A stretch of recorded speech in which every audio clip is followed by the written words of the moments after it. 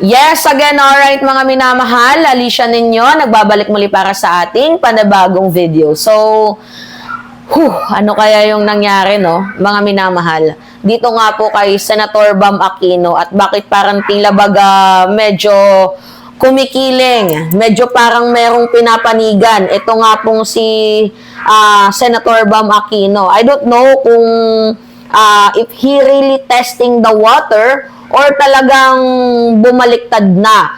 And ngayon nga po, pag-usapan natin ito dahil nga medyo umiinit yung issue tungkol nga po dito sa what if lang naman, 'di ba?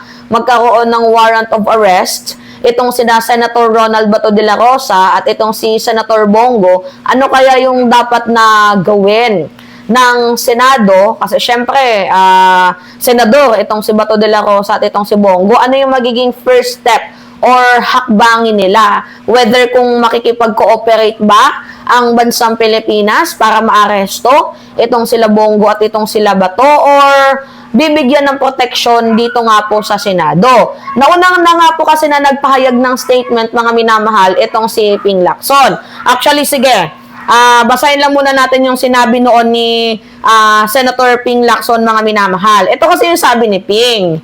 Yan, I don't know kung dyan kumuha ng idea. Ilagay na lang natin dyan. I don't know kung dyan kumuha ng idea. Ito nga pong si Senator Bam Aquino, pero wag naman ganon. Kakamping ka, 'di ba? Isa ka sa nakikipaglaban, 'di ba, sa buhay ng mamamayang Pilipino na binaboy ni former President Duterte. So bakit parang medyo tagilid, 'di ba, yung atake mo, Senator Bam? Alright, sabi kasi ni Ping, legal remedy sa pagharap sa kaso, dapat igalang natin ang local courts. Actually, tama nga naman. Dapat nating igalang ang local courts. Pero, ideally, mga minamahal, medyo mahina kasi yung justice system sa bansang Pilipinas. And, you know, yung International Criminal Court, last court resort yun. Kasi, kaya nga tayo nag-report dun, di ba? Kasi hindi na natin kaya. Di ba, ang justice system dito sa bansang Pilipinas. Okay, sige, sabi na lang natin na dapat igalang at idaan dito sa local court. Pero it doesn't mean na dapat dito lang sila, hindi sila dalhin doon sa International Criminal Court. Bakit? Yung mga namatay, ginalang ba nila? Bago sila pumatay ng mga tao, ginalang ba nila yung mga taong yon? Diba, mga minamahal? Ngayon, sabi dito ni Ping Lacson, kapag may arrest warrant mula daw po sa ibang bansa, ICC man yan or foreign court, dapat ito dinadaan natin sa local court at may corresponding order galing sa ating local court. Ilalabas para ma-implement ang arrest warrant galing sa foreign entity. So, okay, sige, cooperation, coordination, pwede. Pero yung bibigyan ng proteksyon, mga minamahal, ito nga pong mga senador na to, laban nga po sa kanilang, you know, nakagawa na nga ng kasalanan, paproteksyonan pa. Samantalang kapag ordinaryong Pilipino, pansinin ninyo, 'di ba? Magnakaw ka nga lang ng mangga, kukulong ka na. Magnakaw ka nga lang ng isang perasong hotdog, kukulong ka na. Oh, recently may nakita tayong balita. Nagnakaw ng fudgy bar kasi nagugutom daw siya. 26 pesos kinulong. 'Di ba? Pero itong mga mamamatay tao na to, kailangan pang bigyan ng proteksyon. Pwede naman yung sa punto, mga minamahal, na idaan sa local courts, pero yung hindi sila isusuko, parang ang pangit naman nun. 'Di ba? Kasi, you know, mga minamahal, hindi naman ibig sabihin pag sinuko sila doon sa ICC, guilty na sila. Syempre, idadaan pa sila sa investigation. Eh, kapag wala namang nakitang probable cause, ibabalik naman yan dito sa bansang Pilipinas. Gets ninyo? Alright. Ngayon kasi, ito yung post ni Senator Ping Lacson, former Senator Antonio Trillanes. Sabi dito ni Trillanes, last year, binasya ko ng mga supporters ni Bam at VP Leni. Nung mention ko sa interview with Christian Esguerra na sinabi nila sa akin na kung mananalo si VP Leni as president ay di niya ibibigay si Digong sa The Hague, the Netherlands. Ngayon, napatunayan na nagsasabi ako ng totoo dahil galing na mismo kay Senator Bam. Ano ba yung sinabi ni Senator Bam? Ito yon. Bam Aquino, AJK cases should be tried in the Philippine courts. So, sinabi ni Senator Bam Aquino, mga minamahal, na dapat, 'di ba, dito litisin sa bansang Pilipinas yung mga senador na yan. Actually, gumamit siya ng word na ideally, 'di ba? Ngayon, sige, paliwanag natin muna ha. Ano nga bang ibig sabihin ng ideally? Ibig sabihin nun, 'di ba, kung nasa perfect talaga tayo na judicial system, pwede nating sabihin na okay, dito na lang litisin sa bansang Pilipinas. Kaso 'di ba, yung mga Duterte cohorts, pansinin ninyo, katulad ni Robin Padilla, usapang impeachment, hindi niya pa nga nababasa yung article of impeachment, meron na siyang boto. 'Di ba, na hindi niya i-impeach itong si VP Sara Duterte. So, ideally, hindi maganda ang takbo ng judicial system sa bansang Pilipinas. Ngayon, magagamit lang natin, Senator Bam, di ba yung sinasabi mo na dapat dito sa bansang Pilipinas sila litisin, kung ang sistema natin ay siyang tunay nga na independent. 'Di ba? Walang mga political interference, 'di ba? Kung yung mga cohorts ni former President Duterte ay talaga nga namang tawag dito, walang kinakatigan, yung talagang neutral, 'di ba? Kung patas, 'di ba? Okay sana. Kaso mga minamahal, hindi ganun talaga ang sitwasyon. Hindi talaga, kahit anong pilit natin mga minamahal, hindi talaga ganun ang sitwasyon ng bansang Pilipinas. Yung ideally na yan, suntok sa buwan. 'Di ba? Kung nakatira tayo dito sa bansang Pilipinas na maganda ang judicial system, di mas maganda na dito na lang natin paharapin itong sila Senator Bongo, sila Senator Bato de la Rosa, or even itong si former President Duterte. Kasi, mga minamahal, 'di ba, in the first place, dito nga nangyari ang krimen. Dito din yung pamilya ng mga biktima. Pero, kahit balik-balik na rin natin ang mundo, aminin nyo man sa hindi, mga minamahal, hindi talaga ideal, yung judicial system ng bansang Pilipinas. Diba, hindi nga tayo nagkakaroon ng seryosong domestic prosecution. Hindi tayo nagkakaroon ng malinaw na pananagutan. Gets ninyo? So, kaya nga nandito yung International Criminal Court, kaya nandito yung ICC, kasi yung ICC, mga minamahal, is the last will or last court resort. Diba? Yan yung pinaka-last, mga minamahal, sa principle of complementarity. 'Di ba? Kasi hindi na gumagana talaga yung local system dito sa bansang Pilipinas. Actually, gumagana pero sobrang bagal. Tapos may mga biases, 'di ba? Kaya nga humingi tayo ng tulong dito nga po sa International Criminal Court. So, basically, sa sinasabi ni Bam Aquino na dapat dito na lang litisin, ideally, mukhang malabo talaga, Senator Bam. We are not ideal judicial system. 'Di ba? So, sana man lang, Senator Bam Aquino, medyo pag-isip-isipan natin 'to. Nirerespeto ko yung thought, nirerespeto namin yung opinion mo, kasi unang-una, hindi mo naman sinabi na ihinto yung ICC investigation, hindi mo naman sinabi na huwag tayong sumunod, hindi mo naman sinabi na protektahan ng sino man. Actually, wala ka namang sinabi about sa jurisdiction ng International Criminal Court. Pero yung punto mo doon sa word na ideally, dapat dito sila humarap sa bansang Pilipinas, sobrang labo. 'Di ba? At besides, sayang naman ang effort ni former Senator Antonio Trillanes, ng mga human rights advocator, 'di ba? Dito nga po, mga minamahal, sa kanilang pakikipaglaban tungkol nga po dito sa ginagawang panlalapastangan nitong mga taong to. Gets ninyo, mga minamahal? So, ako nga din, magtataka ako. So, thank you na lang tayo. Buti na lang, hindi nanalo si Lenny. Kung nanalo si Lenny, mga minamahal, ibig sabihin, gets ninyo, di hindi din pala mapapadala doon sa The Hague, the Netherlands. Itong si former President Duterte. Ganun ba yung gusto mong sabihin, Senator Bam Aquino? My God. Diba?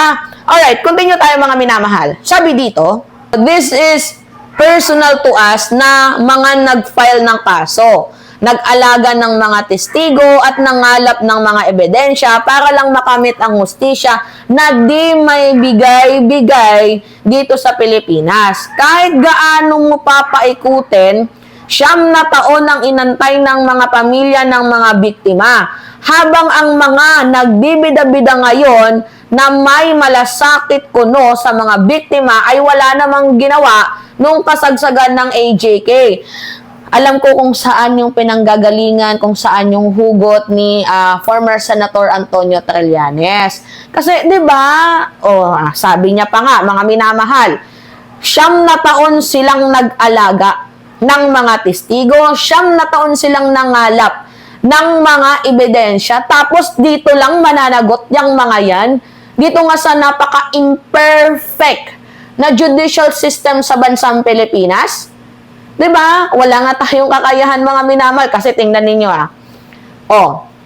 kung talagang neutral ang Philippine Senate, bakit nagkaroon ng botohan na pauwiin itong si former President Duterte at 50 na senador ang bumoto? Gets ninyo? So, ideally, wala talaga.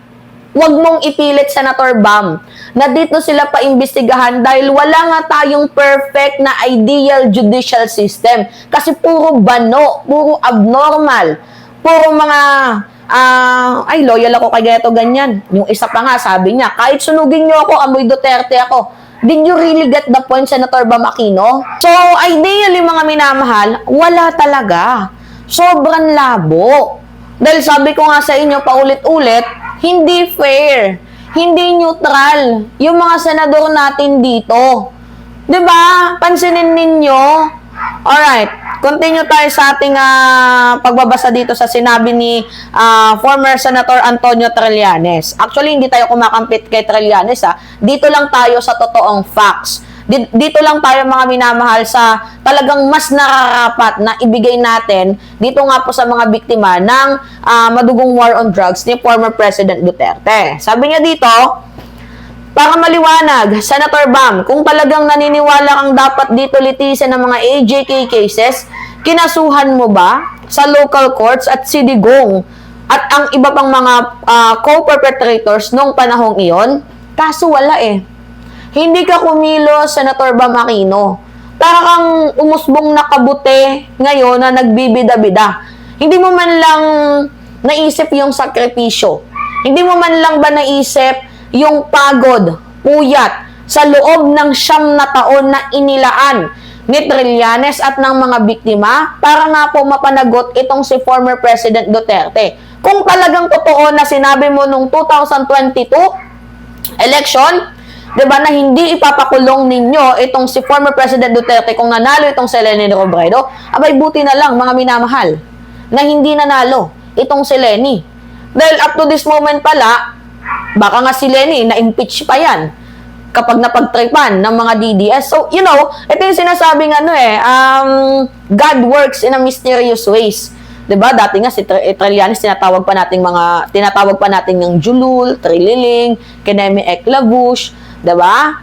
Pero ngayon, tingnan niyo, saludong-saludo tayo kasi unang-una sa issue ng West Philippine Sea, hindi siya natakot. Tingnan ninyo, nanindigan. Lumabas pala, nagawa-gawa lang pala yung mga kaso sa kanya ni Digong noon, 'di ba? Para pagmukaing masama. So, anyway, mga minamahal, ito lang yung pinakapunto natin dito. Ideally, sobrang labo talaga. Kasi sabi ko nga sa inyo, dapat naman talaga dito sa Pilipinas. Kasi dito nga naganap yung krimen. Dito yung mga biktima. Pero aminin natin in reality, yung salitang ideally, hindi talaga tayo ideal system. Hindi tayo nagkaroon ng seryosong domestic prosecution. Hindi tayo nagkaroon ng seryosong malinaw na pananagutan tungkol nga po dito sa mga malalaking bagay, 'di ba? Dito sa bansang Pilipinas. Bakit? Kasi meron nga po ditong nangyayaring kampi-kampihan, 'di ba? Alright, continue tayo. Sa mga hihirit naman na ideally ang sinabi mo, maliwanag doon sa sinabi nyo sa akin noong 2022 campaign na hindi nyo ipapadala si Digong sa The Hague kahit may ICC warrant of arrest. Nako po. Ibig sabihin, kung totoo man tong statement, mga minamahal ni Trillanes, buti na lang na hindi nanalo si Leni. Diba? I am right? Am I right, mga kakamping? Buti na lang na hindi nanalo itong si Leni kung totoo man tong sinasabi ni Bam Aquino na hindi niya ipapadala sa The Hague, the Netherlands, itong si former President Duterte. Dahil wala din palang pananagutan. Diba? Sabi pa dito, besides, alam rin naman natin ang justice system dito ay far from ideal, lalo na sa mga makapangyarihan. So, para saan pa mga statement mo? Papogi lang? Para sa mga DDS at mga expenses ng mga at the expense ng mga nagsakripisyo. That's so insensitive and that's so unfair. Napaka-unfair talaga mga minamahal ni Bam Aquino. Hindi niya man lang tiningnan, pinakinggan, 'di ba? Ito nga pong, mga minamahal, experience, itong mga nangyari, 'di ba? Dito nga po sa mga biktima ng AJK. At malinaw mga minamahal na hindi po 'yan first time na ginawa ni Bam Aquino. Yung pagkampe or pagtagilid dito nga po sa mga Duterte. If you will remember mga minamahal, ito pakita ko sa inyo. Okay. Sabi dito ni Bam Aquino, ito naman ay tungkol sa usapin ng impeachment. Napikon din dito noon itong si Trillanes Wait lang. Pakita natin sa inyo mga minamahal. Sabi dito, palagay ko sa issue na to, ito yung komento niya mga minamahal sa usapin ng ng impeachment tungkol nga po dito kay Vice President Sara Duterte. Sabi dito ni Bam, palagay ko sa issue na to, issue siya ng mga politiko. Issue daw to ng mga politiko mga minamahal. 'Di ba? Yung mga alyansa ngayon ay parang yun po yata yung mga nagiging isa sa malaking bagay. Yan yung sabi ni Bam Aquino. So, hindi daw dapat ginagawang issue mga minamahal ang impeachment. Sabi niya dito. Oo. So, pero honestly, galing akong Zamboanga, Nueva Ecija, Tarlac, hindi siya issue ng mga kababayan natin. What the F? What the F? So, hindi issue yung lantarang pagnanakaw ni Sara Duterte. Hindi ba dapat natin pinupursue yung issue ni VP Sara Duterte tungkol sa kanyang ginagawang pagtataksil dito sa ating bayan? Tungkol sa kanyang ginagawang pagpatay tungkol nga po dito sa ating mga demokrasya? Diba? Hindi ba dapat natin tinatalakay yun? Hindi ba dapat nagiging issue yon? Medyo parang, Senator Bam, ano nangyari sa'yo? Humahanga kami sa'yo. Gusto ka namin, Senator Bam, pero medyo may times talaga na nabayaran ka ba? Tinalikuran mo na ba yung pagiging makabayan mo? Tinalikuran mo na ba yung pagiging makapilipino mo? The way na sinabi mo na issue lang to ng mga politiko, so hindi pala issue sa taong bayan yung accountability.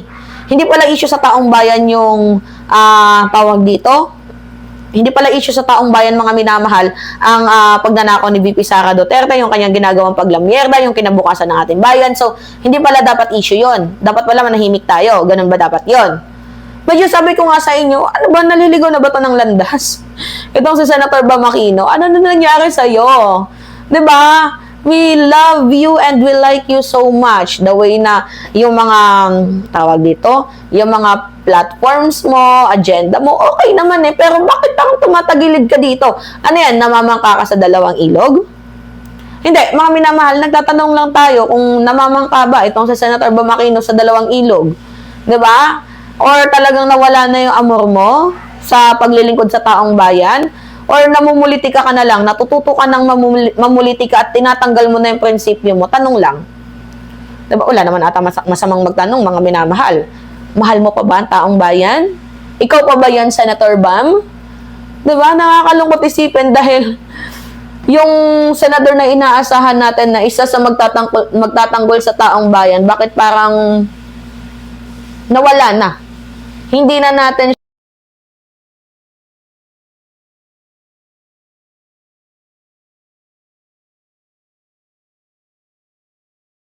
Anyway, mga minamahal, pengi lang ako ng comments, likes, and share. And also, don't forget to click the subscribe and always nyo pong i-hit ang notification bell para lagi po kayong na-update sa mga video na ina-upload natin. Maraming salamat at ingat, mga kababayan.